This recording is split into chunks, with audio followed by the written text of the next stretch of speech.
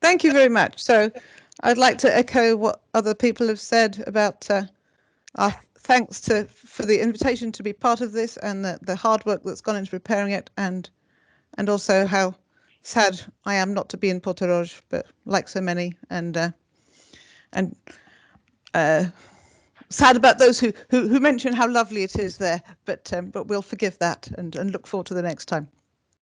First of all, I'd like to apologise because I wasn't really quite sure what my title was supposed to be getting me to talk about, to be honest. And I know Vesna did try to get hold of me on the weekend, and I didn't realise it was her from the name, so I didn't have the opportunity to clarify whether what I'm going to talk about is what I was supposed to be talking about. It's also a bit of a work in progress, and I'm hoping I might get some feedback from experts from other countries who can tell me whether I'm on the right track or whether I've misunderstood things. So the main focus of what I want to talk about is really to do with remedies in relation to the enforceability effects of judgments. So Bettina's introduction to Austrian law was really very helpful, because I shall refer briefly to Austrian law, and she's already explained a lot about how it works. I wanted to start with thinking about different enforcement models. This is something that we've talked about in previous projects, and something that I focus on quite a lot. So there are various different approaches to enforcement, and Austria, Slovenia, and Spain and Croatia in particular, amongst the countries that are represented in this project, have an approach to enforcement which is done through the court and through agents within the court. Not so much Cyprus, but I'm not quite sure how I would define Cypriot law in this respect, so that would be interesting to discuss. The judicial officer model, or judicial officer, is what I call it. Various presentations so far have talked about bailiffs. I usually avoid the word bailiff because it has terrible connotations in English, and judicial officer I think is a more helpful term to use. So many of the countries that are represented in the project have that model. I haven't included Lithuania, but that would be included as well. Germany has a very distinctive system which combines a kind of judicial officer, but less qualified than in many jurisdictions, and also the court. And Sweden again has a very distinctive model that's administrative, and this gives the systems very different characteristics when it comes to thinking about the sorts of approaches to challenging enforcement or enforceability and the remedies that might be available, I think. So I wanted to touch on provisional enforcement to begin with, to think about whether a judgment has an enforceability effect provisionally. And here the question of what remedies might be available depends on whether the legal system assumes that a judgment should be provisionally enforceable, and therefore there should be a remedy for the I'll say debtor in this case, the judgment debtor, to be able to challenge provisional enforceability, and that seems to be the approach that's taken in France. Quite recently, French law was changed to make provisional enforceability or judgments have provisional enforceability as a matter of law. And so then the onus would be on the judgment debtor to challenge that provisional enforceability, or to argue that in the particular case it would be manifestly unfair to enforce the judgment because it would be impossible to reverse the effect. So the judge can decide if provisional enforcement might be incompatible with the nature of the case. And we can see there that a remedy exists if an appeal is lodged.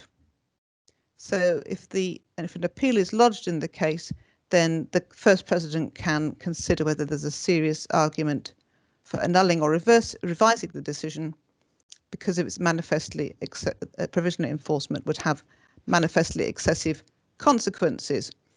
And the question of what security should be provided then, so the judgment debtor could prevent provisional enforcement by providing security, that would be considered during the appeal proceedings. So that's one approach. There's a a presumption of enforceability, but the possibility of challenging that. Whereas other legal systems have, a range of different approaches to when and whether a judgment should be provisionally enforceable. I don't know how different the result is in Germany. That's something I'm sure that I can be advised on. So the judge dealing with the case on the merits would consider whether provisional enforcement should be ordered, and they can consider that of their own motion. But it is something that is to be considered, and provisional enforcement would normally be ordered, but that particular decision can then be subject to appeal. So there's an initial decision by the court as to whether the judgment should be provisionally enforceable, but a remedy may exist whichever way that the court decides, whether it decides in favour of provisional enforceability or against it. An appeal can be made to try to seek a remedy for the decision that the court has made. And German law devotes quite a lot of attention to the question of who should be providing security and what kind of security they should be providing in relation to the decision on provisional enforceability. Spain, on the other hand, as far as I understand it, doesn't normally have the initial first instance judgment being provisionally enforceable, but provisional enforceability can be requested if the original judgment is appealed. So again, something of a difference in terms of the timing, the presumptions as to whether a judgment should be provisionally enforceable or not, and the time at which a remedy may become available. And as Bettina has already mentioned, provisional enforceability is not permitted in Austria or Slovenia, at least. So there are protective measures that can be ordered instead. In particular, for example, to make sure that the creditors the judgment creditors' rank amongst other creditors is preserved during the course of proceedings until a final judgment is achieved. If we then think about the question of an application for enforcement and the sorts of challenges that can be made, I've got a lot of writing on the screen, largely because I was thinking in terms of the publication of the PowerPoint slides. So I'll try not to say too much about the detail, but to simplify. As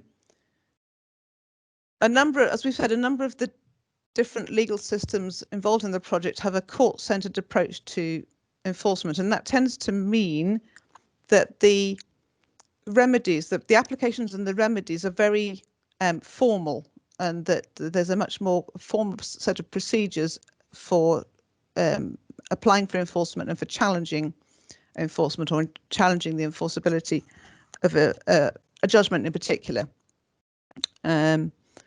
I won't talk about other kinds of enforcement titles for present purposes. So one of the reasons for the very formal approach adopted in court-centred models is I think that the actual enforcement is done in terms of seizure of movable property, for example, by somebody who is less well qualified and who has a very formal brief to seize assets. So if the defendant, the judgment debtor, presents them with, let's say, evidence that they've already paid the debt or that they shouldn't be paying the debt for some reason, the person who they are confronting on the doorstep is not somebody who is in a position to make those kinds of decisions about whether the judgment should be enforced or not. And so there are formal court procedures for dealing with that. So Bettina talked about the fact that if an enforcement order is issued by the court, then it's possible to have a recourse against that, a recurs, if the substantive requirements for enforceability are not met. But there are also various other applications that could be made. So claims that can be made not as part of the enforcement procedure. It's not an appeal within the enforcement procedure, but Austrian law provides for separate actions if certain events have occurred or have been identified which affect the enforceability of the original judgment. So, for example, an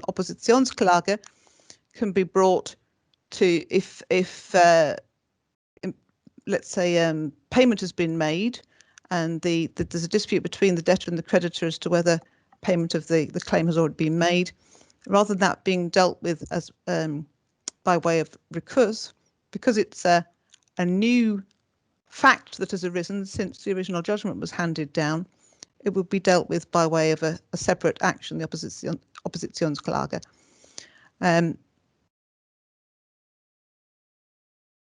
I think I'll pass on because I'm sure time is flying by. Germany similarly has a very formal approach to the sorts of challenges that can be made. And again, as I've got the slide, I don't want to go through it in any particular detail. I'll spell that out more when I come to write a paper on it. And I hope, again, to be able to benefit from feedback from other people as to their thoughts on how these things work in practice. But again, in German law, there are a number of very formal challenges and a number of different kinds of actions that can be brought in order to challenge the enforceability of an enforcement title. So initially, when the Vollstreckungsklausel is issued, which is the essentially what is a confirmation of enforceability, but in a particular format, that can be challenged when it's issued.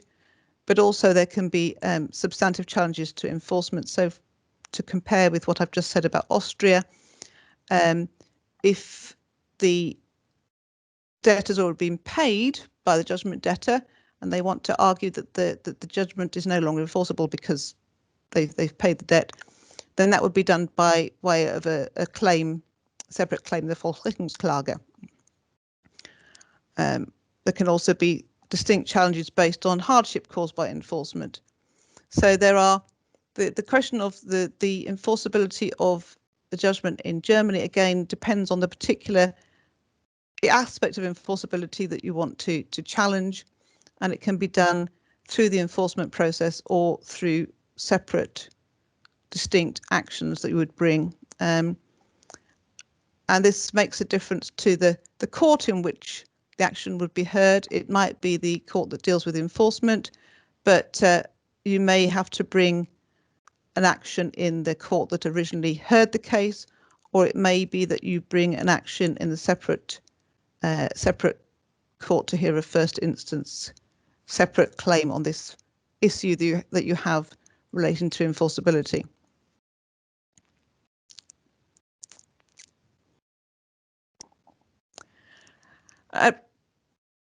It seems to me that the position differs considerably when you move to judicial officer model of enforcement. And I've only looked at France for this. I haven't had the opportunity to look at others, but I think, and again, this is where I would really like to get more feedback. It seems to me that because a judicial officer is highly qualified and does have the exclusive rights of enforcement in most of these judicial officer jurisdictions, that actually some of the issues which will be dealt with very formally in a court in, say, Austria or Slovenia or Germany are dealt with in a more informal way by a judicial officer system, because the judicial officer can liaise more directly with the debtor. And so again, taking the example of, let's say, a debt that's been paid already, that's something that they can deal with through talking to the debtor and going back to the creditor who has given them a contract to undertake enforcement. There'll be a number of issues that the judicial officer could deal with, I think, independently if the court can settle between the parties or establish what the facts are without going to a court in order to do that. But that's something that I'd quite like to have clarified by anybody who works within a judicial officer system and could perhaps provide more guidance.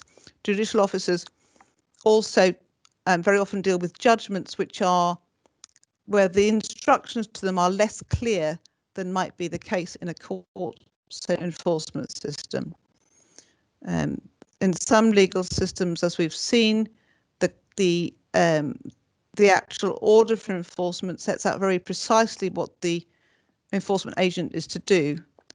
But in judicial officer systems, there are very often judgments which are set things out a little less clearly, and it's up to the judicial officer to interpret the judgment more to find out precisely whether it's enforceable and which aspects of it are enforceable.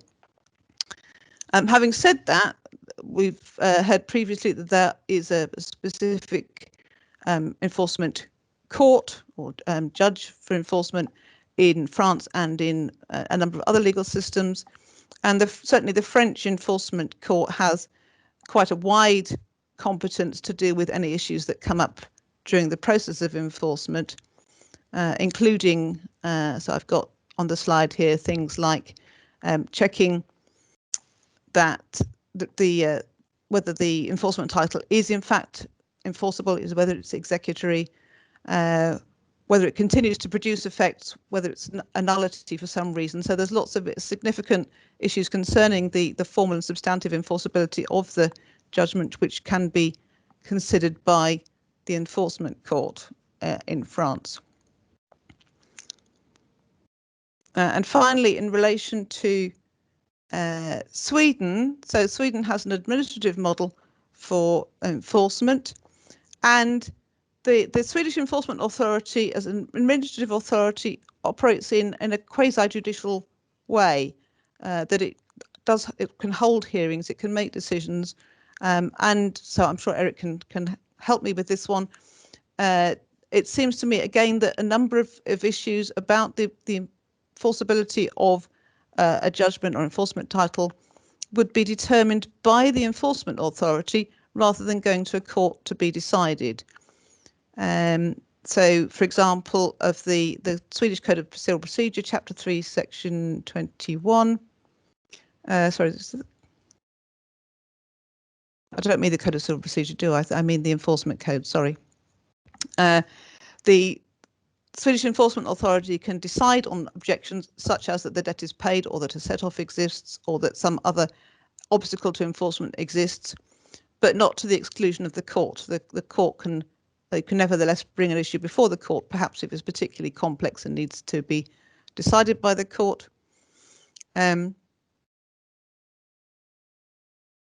But one of the things that I haven't mentioned, which runs through really all the different legal systems, would be the possibility of reopening the decision, the first instance court, on the basis of new evidence that's become available that it wasn't possible to bring up during the original proceedings.